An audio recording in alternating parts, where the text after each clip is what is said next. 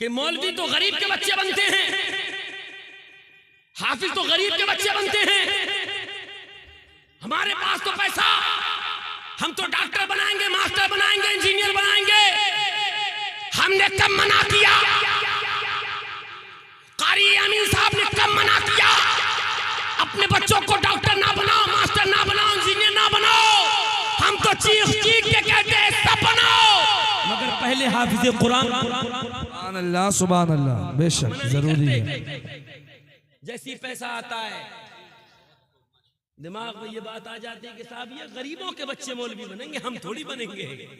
हाँ, गरीबों के बच्चे। एक हदीस सुनाता हूं इस मौके पर, कह दो सुभान अल्लाह। अपने डॉक्टरों का भी जायजा लेना, मास्टरों का भी जायजा लेना। नबी ने फरमाया कयामत के मैदान में रब की तरफ से ये निदा दी जाएगी, ए फरिश्तों इधर आओ, और पूरे महशर के मैदान में जाओ, जितने भी कुरान पढ़ने वाले थे सबको मेरी बारगाह में लेके आओ। बोलो सुभान अल्लाह। वाह वाह, सुभान अल्लाह। कह दीजिए सुभान अल्लाह। फरिश्ते जा रहे हैं, ढूंढ ढूंढ के ला रहे हैं, ढूंढ ढूंढ के किसे ला रहे हैं? कुरान पढ़ने वालों को। जब सब आए तो रब की रहमतें जवाब देती है कि फरिश्तों इनको यहां खड़ा मत करो, इन्हें अर्श मुअल्ला के साए में खड़ा कर दो। सुभान अल्लाह। ये कौन है? ये कुरान पढ़ने वाले। आज उनसे उनकी फरमाइश पूछी जा रही है, कुरान पढ़ने वालों तुमने बहुत परेशानी से कुरान याद किया है, तुमने बड़ी मुसीबतें उठाई हैं।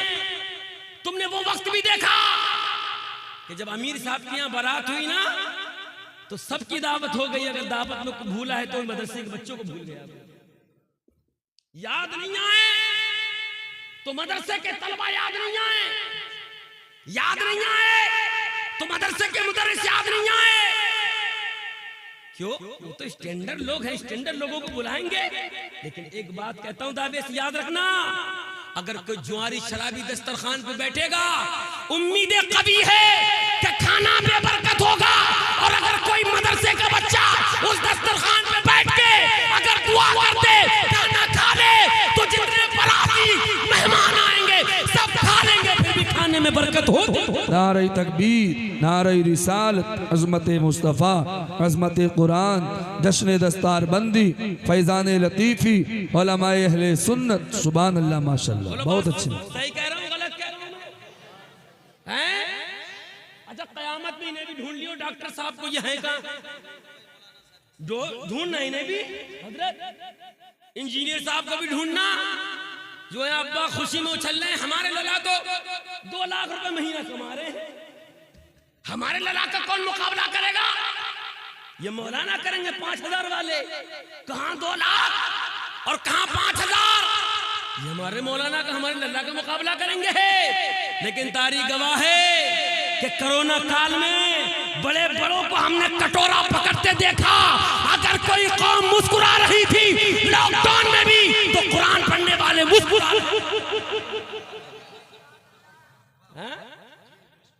है कि नहीं? बोलो। इन्हें हल्के में लेते हो, इन्हें हल्के में ना लो।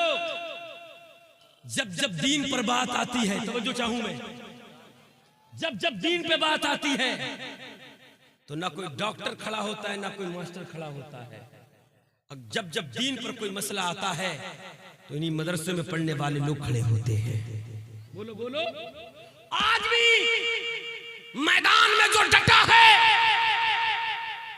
बोलो बोलो, आज जो मैदान में खड़ा है और जिस पर एक नहीं 4 एफआईआर हो रही है, मगर फिर भी दिल खोल के कह रहा है, या रसूल अल्लाह, जब तेरे हैं तो तेरे हैं आका। सहूलत भी गवारा है, तकलीफ भी गवारा है, बस इतना कह दे मदीने वाले कि तू हमारा है। हर जफा हर सितम गवारा है, हर जफा हर सितम गवारा है, इतना कह दे कि आज भी वो मदरसे में पढ़ने वाला तो था, वो बरेली पढ़ा, मिस्र गया, और आज पूरी दुनिया में अगर किसी के लिए दुआएं की जा रही तो उस मौलवी के लिए दुआएं की जा रही। बोलो यार जरा, बड़ी बेतवज्जोही से आपने जलसा सुना है। हाँ, आज रो रहे हैं तो उनके लिए सुबह मोबाइल खोलते पूछते बताओ क्या खबर है, कभी 2 दिन और है दिल को झटका लग जाता है, कब आएगा। समझ लो इस वक्त एक आलिम के लिए रोया जा रहा है। अंदाजा करो मुसलमानों, जब गुलाम का ये आलम है तो फिर मदीने के इमाम का आलम क्या हो। वाह वाह, जिंदाबाद जिंदाबाद, सुभान अल्लाह। इसलिए मियां अपने बच्चों को कुरान जरूर पढ़ाइए। बोलो बोलो, पढ़ाओगे? इनके माँ बाप जहां कहीं भी हो, सुनते हो मुझे, देखते हो, मैं तो मुबारकबाद पेश करूंगा। आज इन पर सेहरा बंधा है ना, बंधेगा कारी अब्बास की मौजूदगी में, हजरत की मौजूदगी में। आज इनके सर पे ताज है। कल कयामत में हजरत आदम से लेकर ईसा तक अंबिया जमा होंगे, तमाम सहाबा होंगे, तमाम नबियों की उम्मतें होंगी। और उस वक्त बुलाया जाएगा वो कहां हैं कि जिन्होंने जुदाइयां गवारा की थी मगर अपने बच्चों को हाफिज कुरान बनाया था, अपने बच्चों को आलिम बनाया, मुफ्ती बनाया, हाफिज कुरान बनाया। आज इनके सरों पे ताज सजाया जा रहा है, कल कयामत में इनके माँ बाप के सरों पे ताज सजाया जाएगा। तो तरक्की ये नहीं है, तरक्की ये नहीं है कि बड़ी सी सुई लगा दो और एक सुई के 5000 ले लो। तरक्की इसको नहीं कहते। हाँ कि उल्टे सीधे बाल कटा के बंदर कटी और नाचा नाचा फिर रहे हैं इधर उधर, इसे तरक्की नहीं कहते। 5-5 हजार के कपड़े बना के भी फटे हुए पहने फिर रहे हैं, इसे तरक्की नहीं कहते। मुसलमानों, तरक्की ये कहते हैं उस दिन तू अपने बच्चे को कामयाब समझना जिस दिन तेरा बच्चा मुसल्ला इमामत पे खड़े होके तुम्हें नमाज पढ़ा दे, उसे समझना तो तुम्हारा बच्चा कामयाब हो, उसे समझना कामयाबी, वो कामयाबी का दिन है तुम्हारा। फिर देखना अगर तुम कुरान पढ़ने वाले हो ना तो जिंदगी में कोई तुम्हें नीचे नहीं दिखा सकता। कुरान पढ़िए, पढ़ाइए। मदरसा चलाना, उलमा की तवज्जो चाहूं थोड़ी देर के लिए बस, मदरसा चलाना कोई आसान काम थोड़ी है।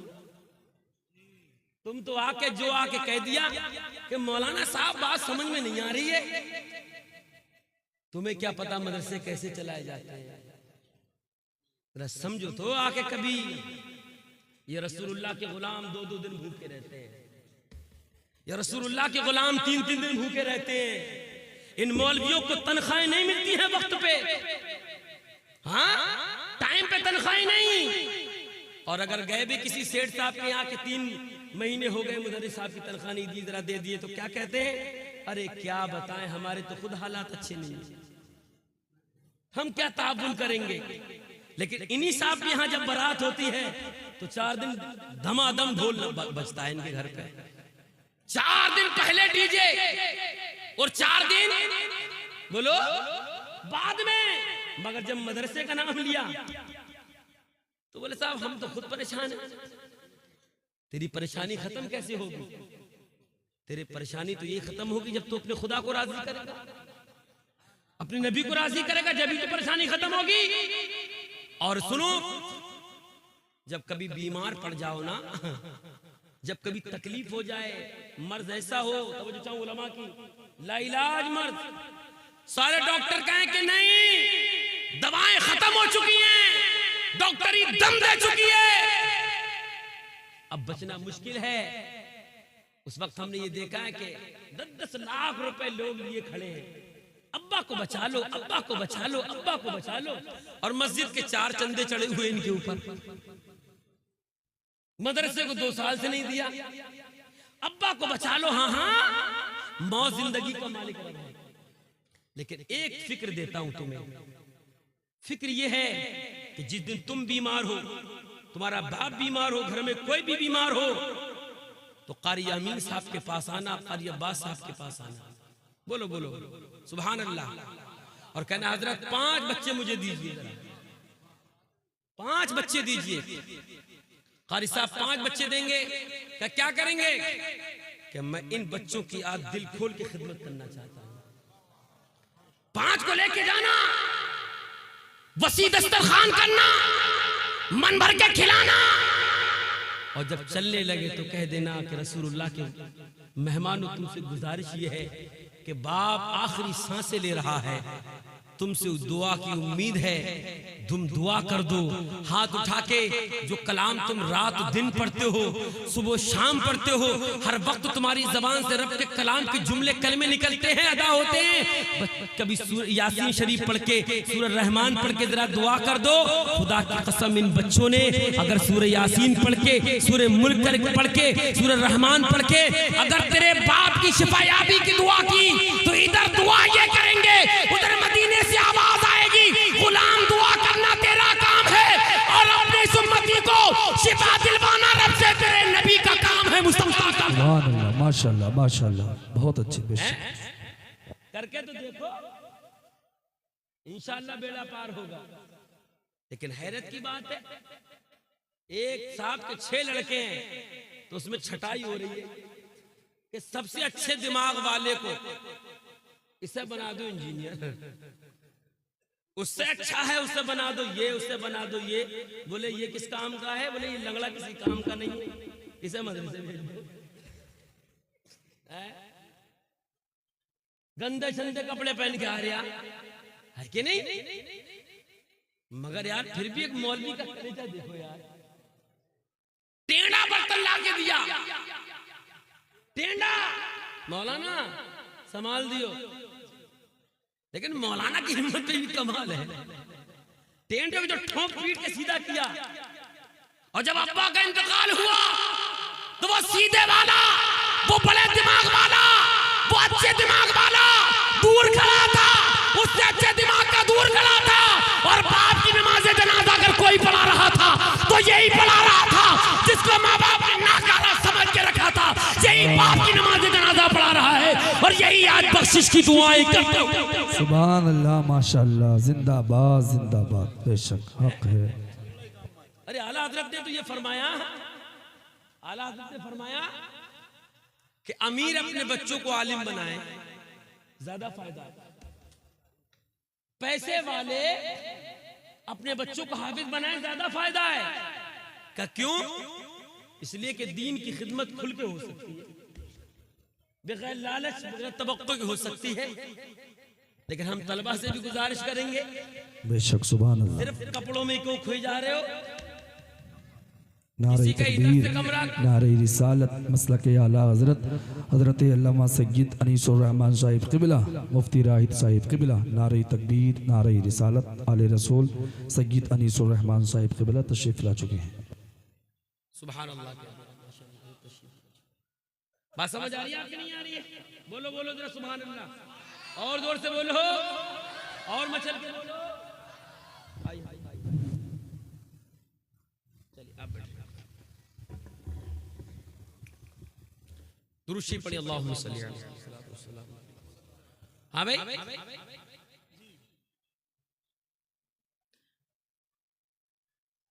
अब हम अपने तलबा से भी गुजारिश करेंगे कि नात पढ़ना कोई ऐप थोड़ी है, बरकत का काम है, सवाब का काम है। लेकिन इतने भी नात खां मत बन जाओ कि सीने में तालीम ही ना आ सके, पूरे हाफिज भी ना बन सको, पूरे मौलवी भी ना बन सको। 5-6 साल तक तो रहोगे, फिर मौलाना साहब बनने का टाइम में निकल गया, मुल्ला जी बनोगे खाली। और जरूरत है कौम को, तवज्जो है, उलमा बैठे हैं भाई, मैं कोई नाज़िबा गुफ्तगू नहीं कर रहा हूँ, मंत्री साहब बैठे हैं यार। कौम को जरूरत अली अली अली अली अली अली करने वालों की नहीं है। ओली ओली ओली, अरे क्या है ये क्या है? कौन सा अली है? हमने तो होली कोई लफ्ज ही नहीं देखा। मुफ्तियान इकराम बैठे, होली कोई लफ्ज हो तो बताओ, ये तो तौहीन है लफ्ज की। लफ्ज है अली, मगर डीजे बजा रहे हैं वहां पर धक धक अली अली अली अली, और ये देखो ऐसे खूब पैसे फेंक रहे हैं। हम अरे हमें कि फेंको, अरे तुम जानो, तुम्हारा काम जाने, अरे तुम फेंको, लेकिन जो लफ्ज अली अदा ना कर सका, समझ लो ये सिर्फ कमा रहा है और कौम कौम को, मजहब और मिल्लत को ऐसों की जरूरत नहीं है, जरूरत है फिर ताजुल शरिया के गुलामों की जरूरत है, मखदूम अशर के गुलामों की जरूरत है, आला हज़रत के गुलामों की जरूरत है, और सत्रुल लफाजिल का मिशन लेके आगे बढ़े। आज उम्मत को ऐसे उलमा की जरूरत। बेशक, जिंदाबाद जिंदाबाद। कहां ले जाओगे? हमने सालिसा में पढ़ा था, मौला अली ने फरमाया था कि असल खूबसूरती लिबास से थोड़ी है, असल खूबसूरती तो इंसान की इल्म से है। क्या है? इल्म से है। वो अली तो इल्म के बाबुल इल्म है, और उनके मानने वाले खाली अली अली कर रहे हैं, अली अली कर रहे हैं, और दूसरों को मौका मिल रहा है, दूसरे आके डिबेट कर रहे हैं कि देखो सुन्नियों के पास कुछ नहीं, खाली चादर चादर रह गई, खाली मिलाद 10वां 20वां रह गया। अरे इन्हें क्या पता, अभी इतने मंजरी मौजूद हैं, अभी इतने मिसबाही मौजूद हैं। खुदा की कसम, जिस दिन मैदान में आओगे उस दिन आला हज़रत के गुलामों का जलवा देखने नजर आएगा। लेकिन गुजारिश है, बुरी लगे तो मेरी बात बुरी लगे, मैं कौन सा रोज तकरीर करने आ रहा हूं, नहीं आऊंगा अगले, लेकिन तुमसे उम्मीद है ना। हमारा वक्त तो गया, इनका वक्त तो गया, आने वाला वक्त तुम्हारा है, उम्मीदें तुमसे हैं। तुम अच्छे आलिम होगे, तुम अच्छे मुफ्ती होगे, बासलाहियत मुदर्रिस होगे, तो दरसगाहों में काबिल बच्चे नजर आएंगे इंशाअल्लाह। नात पढ़ो, हम मना नहीं करते, तकरीर सीखो, अच्छी बात है, लेकिन अपने इल्म पे कमी नहीं होनी चाहिए, ये भी जरूरी जिंदगी है। अब तकरीर की आखिरी मंजिल पे जाता हूं। मैं अर्ज कर रहा था कि बोलो भाई, हर डॉक्टर ये चाहता है मेरा बेटा डॉक्टर बन जाए, लेकिन एक आलिम की तमन्ना यह है कि मेरा बेटा आलिम बन जाए, हाफिज की तमन्ना यह है कि मेरा बेटा हाफिज बन जाए। लोग ये मत देखा करो मेरे भाइयों के ये इमामत कर रहे हैं 5-6 हजार रुपए मिल रहे हैं, वो मत देखा करो 10,000 मिल रहे हैं। नहीं यार, हमारा ताल्लुक दौलत से नहीं है, हमारा ताल्लुक इल्म से है। आपको समझाने की, बताने की जिम्मेदारी हमारी है, और आपकी जिम्मेदारी है कि आप हमारा ख्याल रखेंगे। यही तो है ना, यही हो भी रहा है। सुनो भाई, बादशाह औरंगजेब की कहानी सुनो, कह दो सुभान अल्लाह। बादशाह औरंगजेब का बेटा हाफिज बना। क्या बना? हाफिज। बादशाह का बेटा हाफिज बनना है। एक बादशाह को तमन्ना कि मेरा बेटा दीन का आलिम बने, और इस तरह से नेता को तमन्ना ये कि मैं तो हल्का झूठ बोलता था, मेरा बेटा तो बड़ा झूठा बोलने वाला निकले। मैं तो सिर्फ मोहल्ले की सियासत गंदी गंदी कर रहा हूँ, वो तो जाके हर जगह झूठ बोल बोल के सियासत करे। जब वो हाफिज कुरान बन के आया, आने के बाद उसने अपने अब्बा को कहा कि मुबारक हो आपको कि आपका बेटा हाफिज बन चुका है। सुभान अल्लाह, आपका बेटा हाफिज बन चुका है। औरंगजेब ने कहा ये मुबारकबाद, ये पैगाम खुशी का जाके दादा को भी बता दो। किसे बताओ? दादा को बताओ। बच्चा दौड़ा दौड़ा गया, कहने लगा दादा आप मुझे मुबारकबाद पेश कीजिए, और आपको मैं मुबारकबाद देता हूं कि आपका पोता हाफिज कुरान बन गया है। आपका पोता हाफिज कुरान बन गया। तो औरंगजेब के वालिद ने कहा था मुबारक हो, लेकिन इसकी असल खुशी तो तुम्हारे वालिद को है, मुझे इतनी खुशी थोड़ी है। का क्यों नहीं? का मुझे खुशी है, लेकिन ज्यादा खुशी इसलिए नहीं कि कयामत में तुम्हारे बाप के सर पे ताज रखा जाएगा, तो मेरे सर पे थोड़ी रखा जाएगा। हाँ, मुझे उस दिन खुशी होगी कि जिस दिन मेरा बेटा औरंगजेब भी हाफिज कुरान हो जाए। बच्चा दौड़ के गया, कहने लगा अब्बा दादा से मैंने ये कहा था, दादा ने कहा कि मेरा बेटा भी हाफिज कुरान होता तो मुझे ज्यादा खुशी होती। एक वफादार बेटा अपने बाप की इज्जत करता है। हाँ, एक वफादार जिसने अपने बच्चों को दीन सिखाया, उन्हीं से उम्मीद रखना कि बुजुर्गी में बुढ़ापे भी तुम्हारा ख्याल कर सकते हैं। वरना देख लो हाल क्या है। इतनी 5-6 लाख रुपए की बारात करी, मगर 5 कलमा पढ़ने में पसीने छूट गए। और इमाम साहब से कह रहे हल्के वाले पढ़ा दियो हैं। और कबिल तो आती नहीं है आदमी को हैं, इसमें बहुत हुच्चे। बात इमाम साहब की हंसी निकल जाती है। और कितने दूल्हा तो ऐसे जो मारे खौफ के मुंह में रुमाल घुसेड़े रहते हैं ऐसे करके कि जब तक निकाह नहीं होगा ना कोई लड्डू खाना पसंद है ना कुछ खाना पसंद है। बोले ये मैन कड़ी है, ये निकल गई तो पार हो गए। ऐसा लग रहा है समझता कि पुलिसराज पे खड़ा हूं, यहां से गुजर गया तो पार। बारात 10 लाख की, 20 लाख की, 50 लाख की, और 5 कलमा पढ़ने में पसीने आ रहे हैं। है कि नहीं है? अरे बोलो है कि नहीं? 5 नहीं पढ़ रहे तो अब्बा भी कह रहे हैं इमाम साहब हल्का हाथ रखियो। लल्ला के बेटे के लल्ला वो अब्बा बोले हल्का हाथ रखियो इमाम साहब। इमाम साहब ने हल्का रख देंगे। और बताओ हम तो कहते हैं कि 5 तो पढ़ा रहे, 2-4 दुआएं और बढ़ा के पढ़ा करो। बेशक नारे तकबीर, नारे रिसालत। हजरत अल्लामा हुजूर सैयद वसीम मियां साहिब क़िबला, हुजूर सैयद वसीम मियां साहिब क़िबला, नारे तकबीर। एक आले रसूल की और आमद हुई। हुजूर सैयद वसीम मियां साहिब क़िबला तशरीफ ला चुके। सुभान अल्लाह, बोलो सुभान अल्लाह। हाँ, हल्का हाथ रखियो। हल्का हाथ रख दिया और जैसे ही निकला निकाह पूरा हुआ। अब बड़ा खुश है, बहुत खुश है। अब गाड़ी की तरफ भी ध्यान दे रहा है, सलामी में भी खूब पूरी मौज मस्ती हो रही है। तो अब्बा को ये नहीं लग रहा कि जो आज कलमा नहीं पढ़ सकता वो कल मेरे लिए हाथ उठा के दुआ क्या कर सकता है। सोचने की बात तो ये है। और अब हाल क्या है मैं आपको बताऊं। उलमा बैठे, कारी आमीन साहब बैठे, आप देखते तजर्बा करते जैसे किसी का इंतकाल हुआ तो उनका बेटा इमाम साहब के पास आके, सी साहब के पास आके कहता हजरत अब्बा की बख्शिश के लिए कुछ बताइए क्या है। बोले मैंने सोचा है एक बात मैं कर दूं। हजरत फरमाइए। बोले मैं चाहता हूँ एक पेटी ले आऊं कुरान के पारों की और रख दूं ला के। इमाम साहब क्या कह सकते हैं, इमाम साहब आप खुद लेके आया, मरबी मूड बना के आया।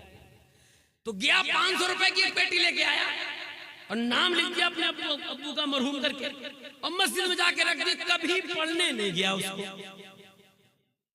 कभी पढ़ने नहीं गया, पेटी ला के रख दी।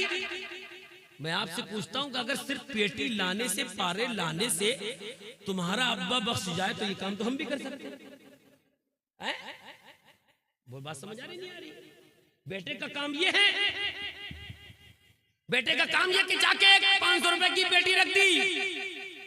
अब आज भी मस्जिदों में जाके देखो ऐसे पारे दिमक खा गई, इनको दिमक लग गई, पेटियां टूट फूट गई, मगर कोई पढ़ने वाला नसीब नहीं हो रहा है। अब आएंगे बहुत कुरान पढ़ने वाले, रमजान में नजर आएंगे आपको। अब एक एक पारे छीना झपटी होगी।